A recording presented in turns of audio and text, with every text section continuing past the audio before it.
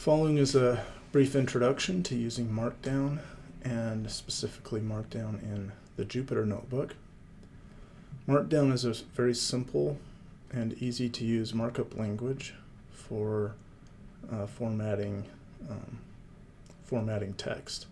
There's lots of online descriptions and tutorials. Here's a couple of links to a Wikipedia page, the official website. When using in Jupyter, we have two kinds of cells. There's Markdown cells and code cells, and then a couple others that are used less often. We double click on a cell to see the Markdown content. And then, so here, if I double click on this cell, you can see what the contents look like. When I run the cell, I see what the formatted output looks like. So we'll go through some of the basic parts. Headings are entered by using these hash symbols, pound symbol, a single symbol for large heading, 2 for subheading, 3 for sub-subheading, etc. And then you can see what that renders here below.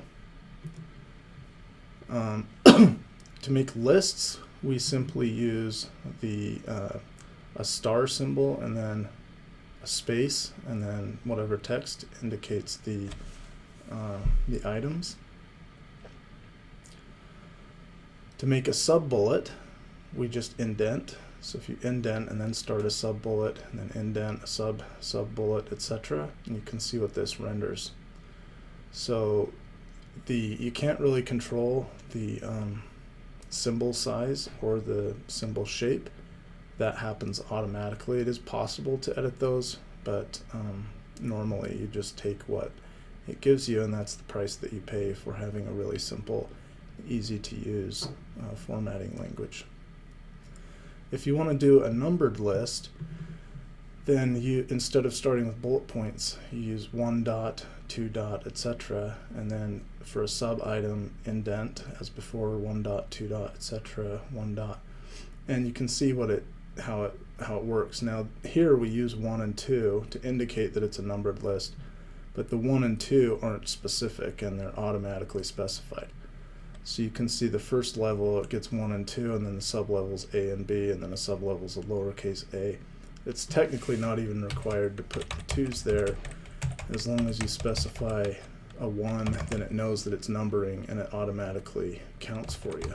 So if we put in extras, you can see how it adds in the items and automatically updates and the count for you. You can include hyperlinks. Hyperlinks are included by adding a bracket and then the link text that you'll see on the page, and then parentheses and then the actual website. So here's an example for Google. For example, bracket, Google it, bracket, and then between parentheses, google.com. And when we run this cell, we just see the Google it, and it's going to take us to google.com. It's possible to add link locations inside the document, and that can be convenient for making linked table of contents. You use an HTML anchor at the target location. So the format is here. You get this arrow, angle bracket here, ID is my target name, and then you can put the target anywhere you want in the notebook. And then when you want to link to it, you link to it with the hashtag my target name. So for example, in this very first cell, we put an anchor ID, the top, and then if we want to link to it, the text would be here's a link to the top of the page in brackets, and then hashtag the top, which is the name that we gave in that top bracket. So then if we click that link, it'll take us to the top, and you can use this all over the page to make quick navigation of the pages. Bold, italic, colored text. So Markdown has bold. You put bold text between 2 stars. So this is bold between 2 stars, and it will become bold when we run it. If you want italicized, then it's a single star. So text between single stars are italicized. If you want bold and italicized, it would be a triple quote or a triple star. Underlines aren't in Markdown directly. So if you want to underline text, you need to do that with HTML. So in this case, a U tag and then a /U tag, and this text will be underlined. You can also change the font color using HTML. So a tag font color equals green, and then this will be colored text, and then an end font to color sections of code. If you want to format code, like Python code or other inside the document, you enclose that between triple back quotes. The backtick is next to the 1 on the keyboard. And so in the above, you can see all of these grayed out regions are formatted with these triple backticks. So click it, this triple backtick, just to indicate the code rather than have it be rendered directly as Markdown. If you want it to be Python code, then you can include triple backtick Python, and then the code that follows will be interpreted as Python code, and syntax coloring will be applied consistent with Python. Block quotes can be done using this right angle bracket. So this text will be a quote. If the text is really long, it will continue on to the next line automatically, depending on how wide your browser is. You can add another line, but it doesn't start a new line like you might expect. Use a blank line for that. So you can see how this code above turns into a block quote, and it adds this little line, this little gray line, to visually indicate that.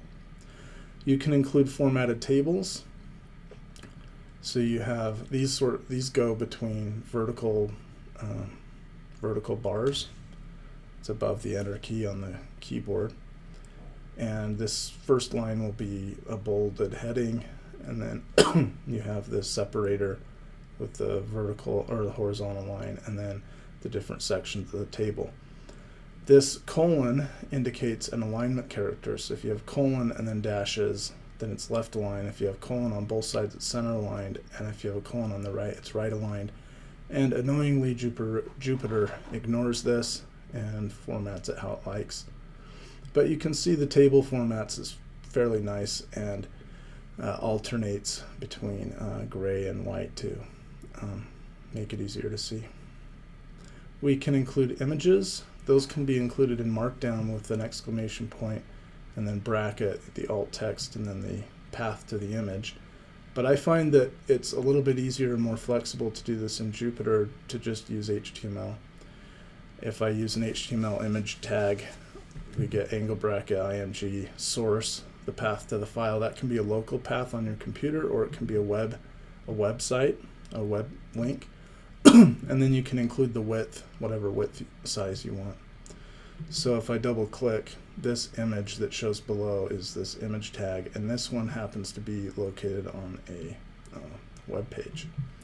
So that can be convenient to put your images on websites, so that when you share the Jupyter notebook, you don't have to separately share the images. The images are just found by querying a web page. You can use iframes by importing ipython.display, import iframe, and then the code here, and then put a website or other file width height is given, and you can see here this is convenient for including a PDF, for example, or some other kind of file in a document. So that's a quick introduction to some of the basic features of Markdown, and you can look online for other details and tutorials.